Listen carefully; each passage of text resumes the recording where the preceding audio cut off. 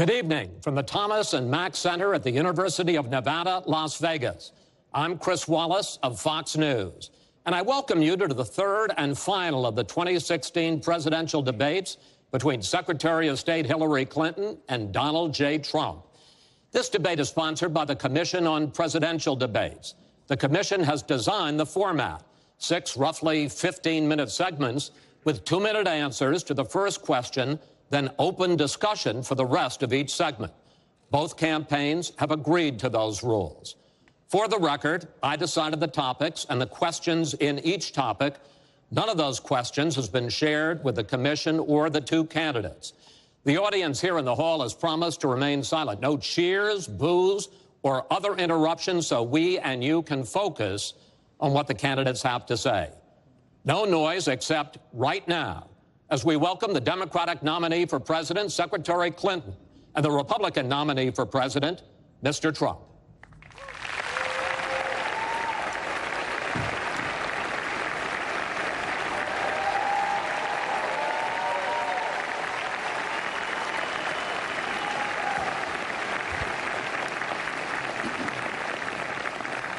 Secretary Clinton, Mr. Trump, welcome. Let's get right to it. The first topic is the Supreme Court. You both talked briefly about the court in the last debate, but I want to drill down on this because the next president will almost certainly have at least 1 appointment and likely or possibly 2 or 3 appointments, which means that you will, in effect, determine the balance of the court for what could be the next quarter century. First of all, where do you want to see the court take the country? And secondly, what's your view on how the Constitution should be interpreted? Do the founders' words mean what they say, or is it a living document to be applied flexibly according to changing circumstances? In this segment, Secretary Clinton, you go first. You have 2 minutes. Thank you very much, Chris, and thanks to UNLV for hosting us. You know, I think when we talk about the Supreme Court, it really raises the central issue in this election. Namely, what kind of country are we going to be? What kind of opportunities will we provide for our citizens? What kind of rights will Americans have? And I feel strongly that the Supreme Court needs to stand on the side of the American people, not on the side of the powerful corporations and the wealthy. For me, that means that we need a Supreme Court that will stand up on behalf of women's rights, on behalf of the rights of the LGBT community, that will stand up and say no to Citizens United, a decision that has undermined the election system in our country because of the way it permits dark, unaccountable money to come into our electoral system. I have major disagreements with my opponent about these issues and others that will be before the Supreme Court. But I feel that at this point in our country's history, it is important that we not reverse marriage equality, that we not reverse Roe v. Wade, that we stand up against Citizens United, we stand up for the rights of people in the workplace, that we stand up and basically say the Supreme Court should represent all of us. That's how I see the court, and the kind of people that I would be looking to nominate to the court would be in the great tradition of standing up to the powerful, standing up on behalf of our rights as Americans. And I look forward to having that opportunity. I would hope that the Senate would do its job and confirm the nominee that President Obama has sent to them. That's the way the Constitution fundamentally should operate. The president nominates, and then the Senate advises and consents or not, but they go forward with the process. Secretary Clinton, thank you. Mr. Trump, same question. Where do you want to see the court take the country, and how do you believe the Constitution should be interpreted? Well, first of all, it's great to be with you, and thank you, everybody. The Supreme Court, it's what it's all about. Our country is just so imperative that we have the right justices. Something happened recently where Justice Ginsburg made some very, very inappropriate statements toward me and toward a tremendous number of people, many, many millions of people that I represent. And she was forced to apologize, and apologize she did. But these were statements that should never, ever have been made. We need a Supreme Court that, in my opinion, is going to uphold the Second Amendment and all amendments, but the Second Amendment, which is under absolute siege. I believe if my opponent should win this race, which I truly don't think will happen, we will have a Second Amendment which will be a very, very small replica of what it is right now. But I feel that it's absolutely important that we uphold because of the fact that it is under such trauma. I feel that the justices that I am going to appoint, and I've named 20 of them, the justices that I'm going to appoint will be pro-life. They will have a conservative bent. They will be protecting the Second Amendment. They are great scholars in all cases, and they're people of tremendous respect. They will interpret the Constitution the way the founders wanted it interpreted, and I believe that's very, very important. I don't think we should have justices appointed that decide what they want to hear. It's all about the Constitution and so important, the Constitution the way it was meant to be. And those are the people that I will appoint.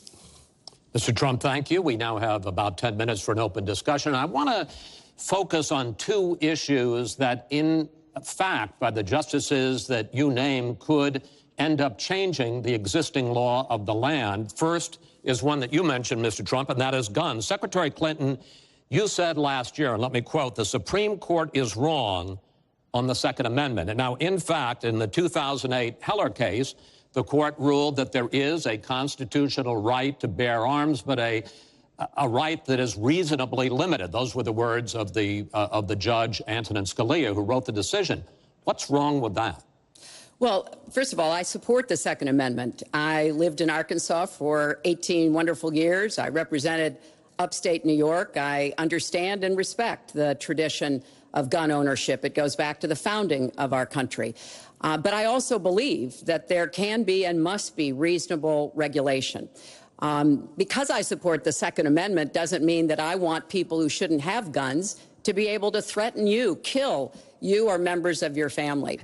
And so when I think about what we need to do, we have 33,000 people a year who die from guns. I think we need comprehensive background checks, need to close the online loophole, close the gun show loophole. There's other matters that I think are sensible, that are the kind of reforms that would make a difference, that are not in any way conflicting with the Second Amendment. You mentioned the Heller decision, and what I was saying that you referenced, Chris, was that I disagreed with the way the court applied the Second Amendment in that case, because what the District of Columbia was trying to do was to protect toddlers from guns. And so they wanted people with guns to safely store them. And the court didn't accept that reasonable regulation, but they've accepted many others. So I see no conflict between saving people's lives and defending the Second Amendment. Let me bring Mr. Trump in here. The Bipartisan Open Debate Coalition got millions of votes on questions to ask here, and this was, in fact, one of the top questions that they got. How will you ensure the Second Amendment is protected? You just heard Secretary Clinton's answer. Does she persuade you that while you may disagree on regulation, that in fact she supports a Second Amendment right to bear arms? Well, the D.C. versus Heller decision was very strongly, and she was extremely angry about it. I watched. I mean, she was very, very angry when upheld. And Justice Scalia was so involved, and it was a well-crafted decision. But Hillary was extremely upset, extremely angry, and people that believe in the Second Amendment and believe in it very strongly were very upset with what she had to say. Well, let me bring in Secretary Clinton. Were you extremely upset? Well, I was upset because, unfortunately, dozens of toddlers injure themselves, even kill people with guns, because, unfortunately, not everyone who has loaded guns in their homes takes appropriate precautions. But there's no doubt that I respect the Second Amendment, that I also believe there's an individual right to bear arms. That is not in conflict with sensible common sense regulation. And, you know, look, I understand that Donald's been strongly supported by the NRA. The gun lobby's on his side. They're running millions of dollars of ads against me. And I regret that, because what I would like to see is for people to come together and say, of course, we're going to protect and defend the Second Amendment, but we're going to do it in a way that tries to save some of these 33,000 lives that we lose every year. Let me bring Mr. Trump back into that, because, in fact, you oppose any limits on assault weapons, any limits on high-capacity magazines. You support a national right-to-carry law. Why, sir? Well, let me just tell you, before we go any further, in Chicago, which has the toughest gun laws in the United States, probably you could say by far, they have more gun violence than any other city. So we have the toughest laws, and you have tremendous gun violence. I am a very strong supporter of the Second Amendment, and I don't know if Hillary was saying it in a sarcastic manner, but I'm very proud to have the endorsement of the NRA, and it's the earliest endorsement they've ever given to anybody who ran for president. So I'm very honored by all of that. We are going to appoint justices. This is the best way to help the Second Amendment. We are going to appoint justices that will feel very strongly about the Second Amendment, that will not do damage to the Second Amendment. Well, let's pick up on another issue which divides you and the justices that whoever ends up winning this election appoints could have a dramatic effect there, and that's the issue of abortion. Right. Mr. Trump, you're pro-life, but I want to ask you specifically, do you want the court, including the justices that you will name, to overturn Roe v. Wade, which includes, in fact, states a woman's right to abortion? Well, if that would happen, because I am pro-life and I will be appointing pro-life judges, I would think that that will go back to the individual states. But I'm asking you specifically, would you like to... If they overturned it, it'll go back to the states. But what I'm asking you, sir, is do you want to see the court overturn? You just said you want to see the court protect the Second Amendment. Do you want to see the court overturn Roe v. Wade? Well, if we put another 2 or perhaps 3 justices on, that's really what's going to be, that will happen. And that'll happen automatically, in my opinion, because I am putting pro-life justices on the court. I will say this, it will go back to the states, and the states will then make a determination. Secretary Clinton. Well, I strongly support Roe v. Wade, which guarantees a constitutional right to a woman to make the most intimate, most difficult, in many cases, decisions about her health care that one can imagine. And in this case, it's not only about Roe v. Wade. It is about what's happening right now in America.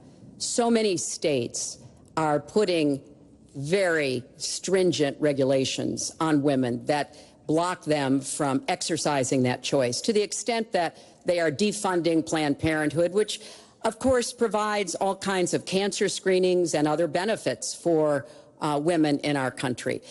Donald has said he's in favor of defunding Planned Parenthood. He even supported shutting the government down to defund Planned Parenthood. I will defend Planned Parenthood. I will defend Roe v. Wade, and I will defend women's rights to make their own health care decisions. And we have come too far to have that turned back now. And indeed, he said women should be punished, that there should be some form of punishment for women who obtain abortions. And I could just not be more opposed to that kind of thinking. I'm going to give you a chance to respond, but I want to ask you, Secretary Clinton, I want to explore how far you believe the right to abortion goes. You have been quoted as saying that the fetus has no constitutional rights. You also voted against a ban on late-term partial birth abortions. Why? Because Roe v. Wade very clearly sets out that there can be regulations on abortion so long as the life and the health of the mother are taken into account. And when I voted as a senator, I did not think that that was the case. The kinds of cases that fall at the end of pregnancy are often the most heartbreaking, painful decisions for families to make. I have met with women who, toward the end of their pregnancy, get the worst news one could get, that their health is in jeopardy if they continue to carry to term, or that something terrible has happened or just been discovered about the pregnancy. I do not think the United States government should be stepping in and making those most personal of decisions. So you can regulate if you are doing so with the life and the health of the mother taken into account. Mr. Trump, your reaction, and particularly on this issue of late-term partial birth Well, abortion. I think it's terrible. If you go with what Hillary is saying, in the 9th month, you can take the baby and rip the baby out of the womb of the mother just prior to the birth of the baby. Now, you can say that that's okay, and Hillary can say that that's okay, but it's not okay with me. Because based on what she's saying and based on where she's going and where she's been, you can take the baby and rip the baby out of the womb in the 9th month on the final day. And that's not acceptable. Well, that is not what happens in these cases. And using that kind of scare rhetoric is just terribly unfortunate. You should meet with some of the women that I've met with, women I've known over the course of my life. This is one of the worst possible choices that any woman and her family has to make. And I do not believe the government should be making it. You know, I've had the great honor of traveling across the world on behalf of our country. I've been to countries where governments either forced women to have abortions like they used to do in China or forced women to bear children like they used to do in Romania. And I can tell you the government has no business in the decisions that women make with their families in accordance with their faith, with medical advice, and I will stand up for that right. All right. But just briefly, I want to move on to another honestly, segment. Nobody has business doing what I just said, doing that as late as 1 or 2 or 3 or 4 days prior to birth. Nobody has that. All right. Let's move on to the subject of immigration. And there is almost no issue that separates the two of you more than the issue of immigration. Actually, there are a lot of issues that separate the two of you. Mr. Trump, you want to build a wall. Secretary Clinton, you have offered no specific plan for how you want to secure our southern border. Mr. Trump, you are calling for major deportations. Secretary Clinton, you say that within your first 100 days as president, you're going to offer a package that includes a pathway to citizenship. The question really is, why are you right and your opponent wrong? Mr. Trump, you go first in this segment. You have 2 minutes. Well, first of all, she wants to give amnesty, which is a disaster and very unfair to all of the people that are waiting in line for many, many years. We need strong borders. In the audience tonight, we have 4 mothers of, I mean, these are unbelievable people that I've gotten to know over a period of years whose children have been killed, brutally killed by people that came into the country illegally. You have thousands of mothers and fathers and relatives all over the country. They're coming in illegally. Drugs are pouring in through the border. We have no country if we have no border. Hillary wants to give amnesty. She wants to have open borders. The border secure, as you know, the Border Patrol agents, 16,500 plus ICE last week endorsed me. First time they've ever endorsed a candidate. It means their job is tougher, but they know what's going on. They know it better than anybody. They want strong borders. They feel we have to have strong borders. I was up in New Hampshire the other day. The biggest complaint they have, it's with all of the problems going on in the world, many of the problems caused by Hillary Clinton and by Barack Obama, all of the problems, their single biggest problem is heroin that pours across our southern borders, just pouring and destroying their youth. It's poisoning the blood of their youth and plenty of other people. We have to have strong borders. We have to keep the drugs out of our country. Right now, we're getting the drugs, they're getting the cash. We need strong borders. We need we cannot give amnesty. Now, I want to build the wall. We need the wall. The Border Patrol, ICE, they all want the wall. We stop the drugs. We shore up the border. One of my first acts will be to get all of the drug lords, all of the bad ones. We have some bad, bad people in this country that have to go out. We're going to get them out. We're going to secure the border. And once the border is secured, at a later date, we'll make a determination as to the rest. But we have some bad hombres here, and we're going to get them out. Mr. Trump, thank you. Same question to you, Secretary Clinton. Basically, why are you right and Mr. Trump is wrong? Well, as he was talking, I was thinking about a young girl I met here in Las Vegas, Carla, who was very worried that her parents might be deported because she was born in this country, but they were not. They work hard. They do everything they can to give her a good life. And you're right. I don't want to rip families apart. I don't want to be sending parents away from children. I don't want to see the deportation force that Donald has talked about in action in our country. We have 11 million undocumented people. They have 4 million American citizen children, 15 million people. He said as recently as a few weeks ago in Phoenix that every undocumented person would be subject to deportation. Now, here's what that means. It means you would have to have a massive law enforcement presence, where law enforcement officers would be going school to school, home to home, business to business, rounding up people who are undocumented. And we would then have to put them on trains, on buses to get them out of our country.